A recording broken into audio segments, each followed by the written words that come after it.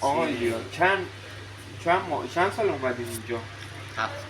7 سال؟ ویدیو توضیحات رو برای چی داری؟ برای شوهرم میخواد ببینه شرایط اینجا برای کاری چجوریه.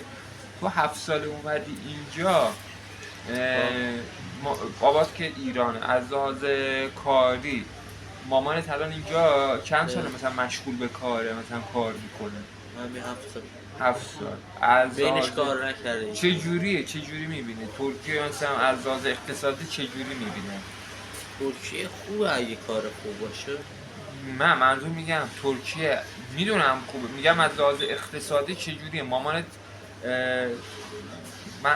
تو الان 7 سال بیشتر از من اینجایی، خب ترکیه مملکتی که مثلا بیای اینجا کارگری کنی یا مثلا کار کنی خوبه، یا مثلا با یه سرمایه بیای اینجا؟ 100% با سرمایه بیا اینجا. مامانت اومد با سرمایه اومد؟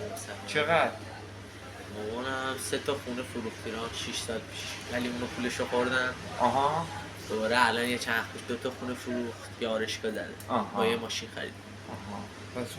پس اومده اینجا سرمایه آورده دیگه اینجا. آسوپاس که نیومده مثلا بیاد اینجا بره تو خیاطی کار کنه؟ اونطوری باشه. نمیشه. تمام آقا، نمیشه کرد.